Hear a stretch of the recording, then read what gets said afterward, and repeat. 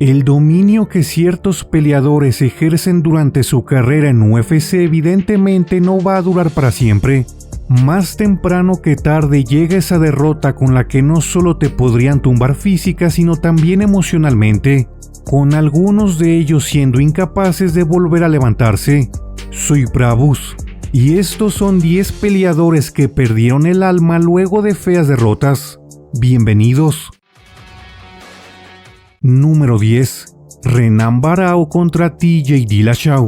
Renan Barão llegó a tener una espectacular racha de 32 victorias consecutivas, y no era descabellado cuando algunos consideraban estar en camino a convertirse en el mejor peleador libra por libra del mundo. Su cuarta defensa del título de peso gallo sería el comienzo del fin, ya que Dillashaw dominó el combate con su striking, cambiando constantemente de postura y esquivando de manera fenomenal. El estadounidense ganaría la pelea por nocaut técnico en el quinto asalto, rompiendo la enorme racha de Renan Barão y arrebatándole el título. A partir de entonces algo se rompió dentro del brasileño, acumulando derrota tras derrota en sus últimos años en el UFC antes de finalmente retirarse. Número 9. Caín Velázquez contra Junior Dos Santos. Ambos peleadores tuvieron una de las trilogías más increíbles que se hayan realizado en el octágono. La primer pelea vio a Dos Santos arrebatarle el título a Velázquez en el primer asalto. La segunda vio a este último recuperarlo luego de una actuación más que dominante, mientras que la tercera, y la más dispareja de todas, vio a Velázquez nuevamente mermar por completo a su rival brasileño. Junior Dos Santos había sido bastante imparable antes de conocer a Velázquez. Luego de su trilogía fue un desconocido incluso para él. Número 8. Robbie Lawler contra Rory MacDonald. If you look at Rory MacDonald, nose was broken in the first round. Couldn't breathe, couldn't see, continued to fight, right? And it's looking like a one-sided clinic. En su momento MacDonald fue vendido como el sucesor de su compañero de entrenamiento en TriStar Gym George St. Pierre como campeón de peso welter. La verdad no era para menos. El joven canadiense había demostrado un gran potencial desde su llegada al UFC con victorias bastante destacadas. Una derrota ante Robbie Lawler frenó un poco sus pretensiones de una oportunidad titular, pero se volvió a recuperar con otras importantes victorias. Su revancha ante Robbie Lawler sería inolvidable para él, al igual que para todos los aficionados. Ambos peleadores tuvieron una guerra de 5 asaltos en los que ninguno de los dos retrocedió. Siempre fueron hacia adelante sin importar el daño cada vez más intenso que se ocasionaban, ganándose el respeto y ovaciones de todos los presentes. Al final Lawler ganaría por nocaut técnico contra un Rory MacDonald que iba ganando en las tarjetas de los jueces. El canadiense volvería a pelear una vez más en el UFC, perdiendo y saliendo de la promoción para jamás volver a ser el mismo. Número 7. José Aldo contra Conor McGregor.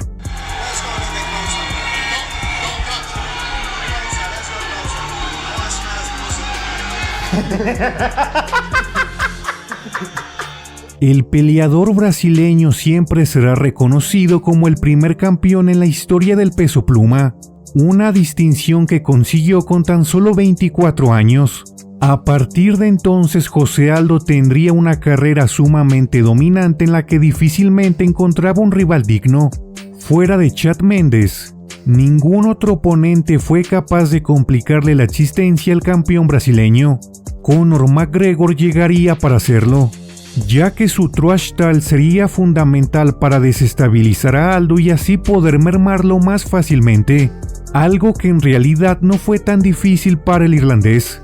McGregor noqueó a José Aldo en tan solo 13 segundos para así arrebatarle el campeonato. Después de la derrota, el hombre jamás volvió a ser el mismo peleador dominante que había acostumbrado, simplemente desapareció. Número 6. Anderson Silva contra Chris Weidman. Anderson Silva tenía una racha de 17 victorias consecutivas, defendiendo su campeonato de peso mediano 10 veces seguidas contra algunos de los tipos más peligrosos de la división, y regularmente hacía que sus hazañas parecieran fáciles. Eso sí, también tenía la maña de ponerse a jugar contra algunos de sus rivales a los que les demostraba una falta de seriedad alucinante. Ante Chris Weidman, por supuesto, no fue la excepción, retándolo constantemente mientras se divertía con él como niño chiquito y sin importarle el riesgo que conllevaba hacerlo. Chris Weidman aprovechó la situación para conectar una mano izquierda que derribó a Silva, para posteriormente terminarlo en el Ground and Pound. Las payasadas le salieron bastante caro por primera vez en su carrera a Anderson Silva, algo que intentó remediar en su revancha y que sin embargo no sirvió de nada al terminar de manera bastante fea con ese combate. La leyenda brasileña acumularía 5 derrotas en sus últimas 7 peleas luego de su par de compromisos ante Weidman, retirándose del Ultimate Fighting Championship sin volver a hacer lo que había acostumbrado. Número 5. Ronda Rousey contra Holly Holm. Fascinating thing about Ronda Rousey is there's never been a scenario where a woman could kick a man's ass, and now there is. You think she could? Oh, she definitely can. Ronda Rousey fue la primer campeona femenina en la historia del UFC, la mujer que se encargó de convencer a Dana White de introducir una división para mujeres a la promoción. Sin embargo, eso no quita el hecho de haber sido una deportista y por supuesto peleadora increíblemente sobrevalorada. Durante el periodo 2013-2015, se abrió camino contra competencia de muy bajo nivel. Al fin y al cabo era lo que había y lo que el UFC podía ofrecerle. Una vez que Dana White comenzó a traer a peleadoras de mayor rango, entre ellas la condecorada boxeadora Holly Holm, el verdadero valor de Rousey se demostró, ya que fue totalmente expuesta en la pelea de pie ante Holm antes de caer noqueada con una patada alta. Luego de esto, Ronda Rousey se alejaría por completo del nicho de MMA, mientras claramente pasaba por una etapa de depresión y problemas mentales que ya acarreaba. Rousey regresaría a UFC más de un año después, solo para ser derrotada en tan solo 48 segundos y mandándola al retiro. Número 4. Luke Rockhold contra Michael Bisping. Cuando hablamos de Luke Rockhold hablamos de uno de los peleadores más odiados en la historia del MMA, pero para ser sinceros y justos con él debemos reconocer que efectivamente fue un peleador bastante bueno.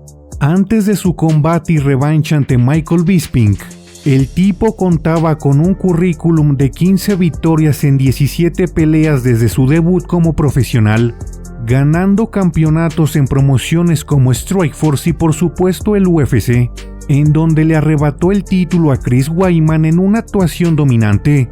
Michael Bisping, y como el trash talker que siempre fue en todo momento, se encargó de meterse en la piel delgadita de su rival, algo que daría sus frutos al derrotarlo por nocaut técnico y de paso despojarlo como el campeón de las 185 libras. El hombre acumularía más derrotas que victorias en los años posteriores, al mismo tiempo en que tomaba grandes descansos del deporte. Número 3. Kamaru Usman contra Leon Edwards. My girlfriends tell you this, like I even twitch, I even duck punches in my sleep and move. It's just I obsess so much over it, so by the time I get in there, it's just, I know this guy. Kamaru Usman es uno de los campeones de peso welter más dominantes en la historia del UFC.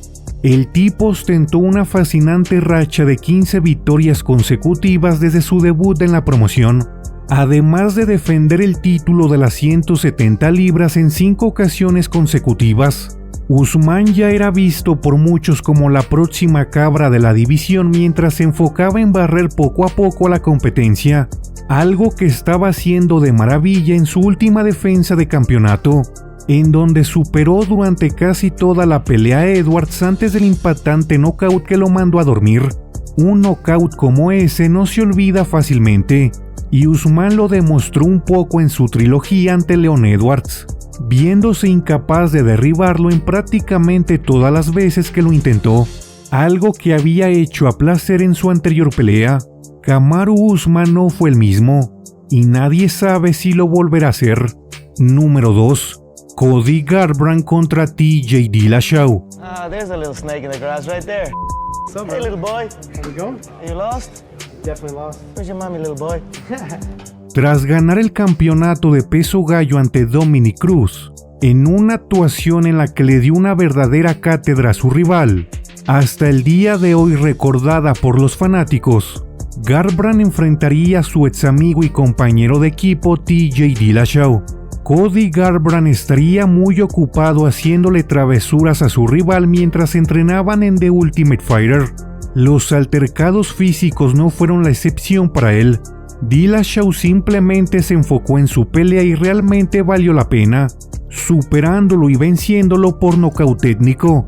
Al tipo le dieron la revancha, para nuevamente irse noqueado.